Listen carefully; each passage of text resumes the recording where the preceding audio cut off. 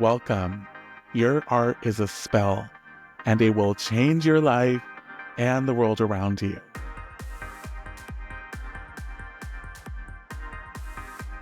Hello, my magical community. Welcome back to Your Art is a Spell. If you've been tuning in to this mini series on financial empowerment for artists, you know that we are breaking the chains of punk damage and limiting beliefs that we've inherited around money. And today we are diving deeper, and I'm sharing 5 transformative money mindset shifts that have helped me go from a minimum wage call center burnout to building a thriving and sustainable creative life. And trust me, if I can shift this, so can you. So without further ado, here are 5 money mindset shifts for artists. Shift number 1, from fixed resources to malleable possibilities. I used to really believe growing up that money was this rigid thing. If you weren't born with it, or if you didn't have some fancy degree or background, that you'd never make more than $13 an hour. But little by little, I've come to understand that resources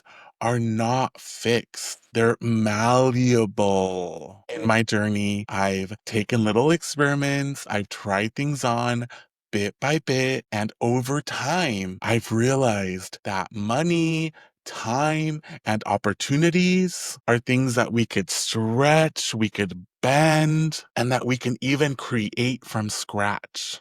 As artists, one of our biggest gifts is that we have a strong practice in imagining what has yet to exist. What if we turn that same creative gift towards our financial reality? Shift number 2, art versus business to art and business. I used to think, of course, like many artists, that the evil capitalist machine was trying to swallow everything it could consume, including my own art. It was something that I saw as fully outside of myself and as something that had nothing to do with my art practice. Sound familiar? But over time, I've really come to realize that creating business structure for your art practice doesn't cage your art. It actually protects it and it fuels it. Your business becomes a frame around your creative practice that lets you work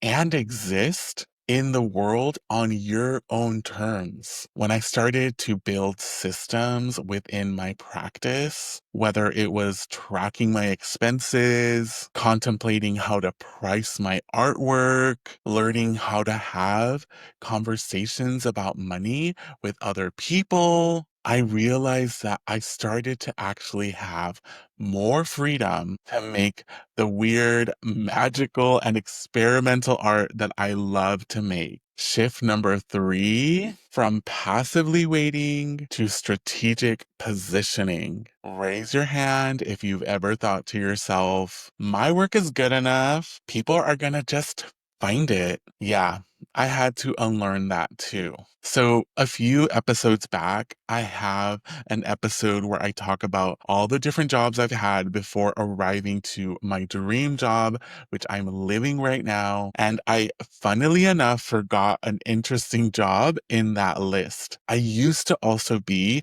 a vocational counselor when I lived in Portland, Oregon, and I helped people who were from a wide array of backgrounds, including folks who were undocumented, who didn't have a college or high school degree, and folks that had recently come out of the prison industrial complex.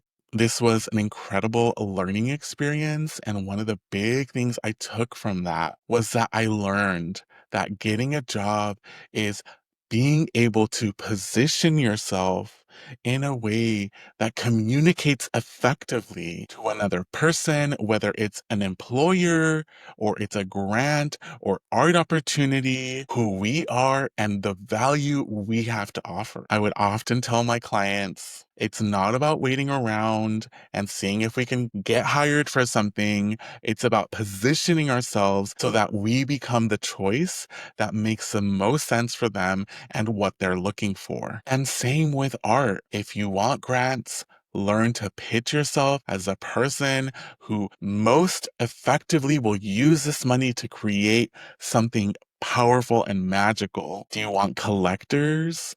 Tell them why your work matters, why it is valuable. Do you want opportunities? Apply, connect, share. And if there are no opportunities available, just remember that you can also create opportunities, and that generosity builds a momentum. And so whenever you're feeling alienated, left out, like you're not successful, remember that supporting others is building momentum and energy that will flow back around into your own life and support you as well. And this gets me into shift number 4, which is moving from independent struggle into community abundance. So there's this toxic myth that the starving artist is all by themselves in their studio, wasting away, working day and night on a painting or a drawing, grinding into obscurity until somebody finally finds out about them. But in reality,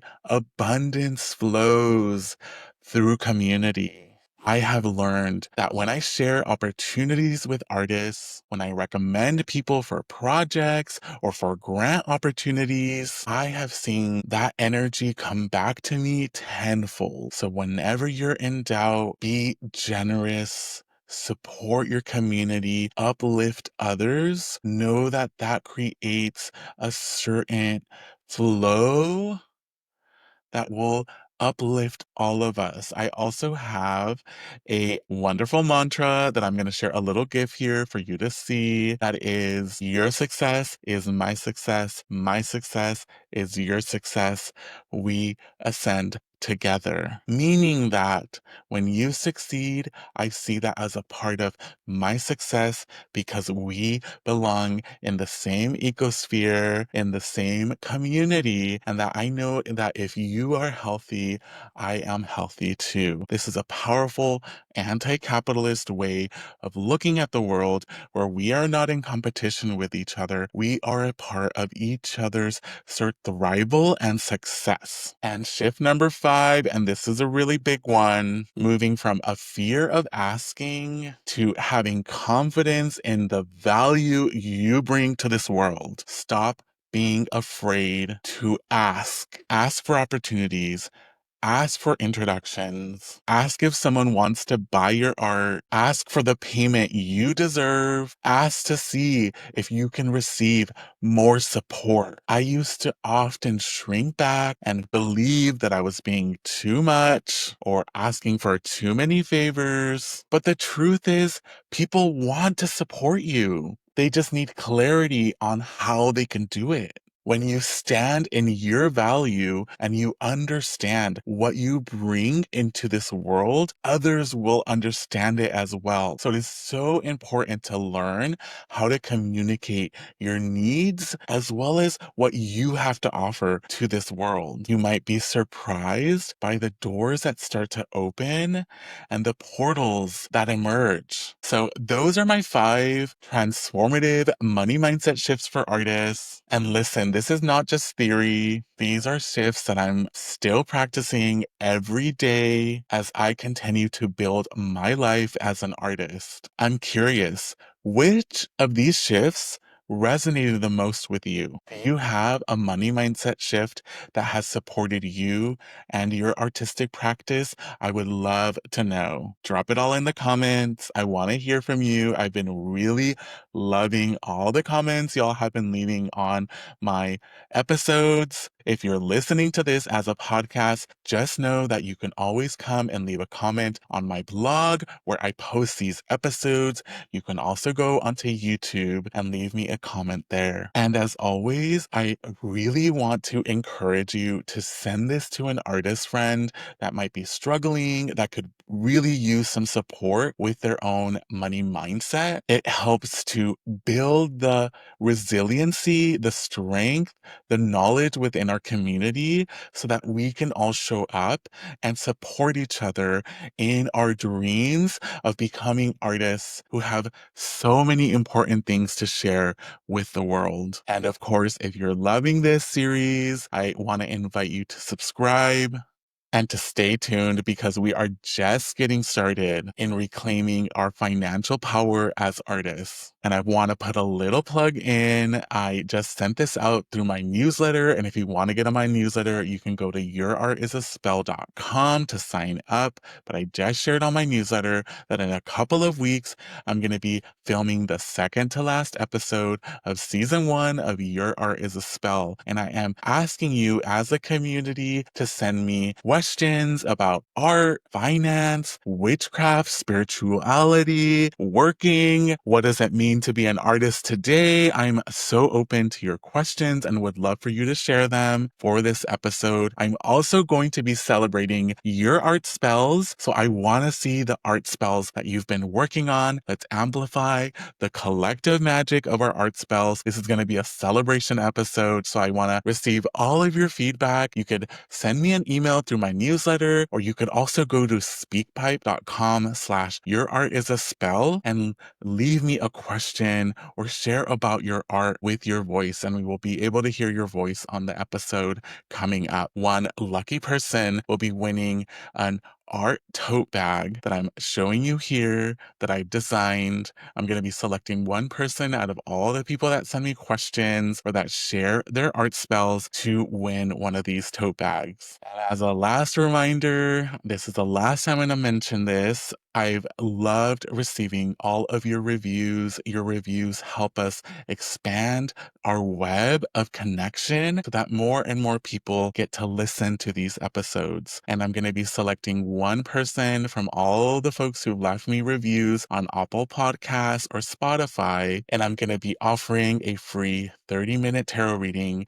to one of these people. All of that's going to be on the second to last episode. We're going to be having a big celebration for season 1. I want you to stay tuned, share your questions, share your art, and also leave a review. All of this helps to build our collective power. And again, I want to remind you that your art is a spell and it will change your life and the world around us.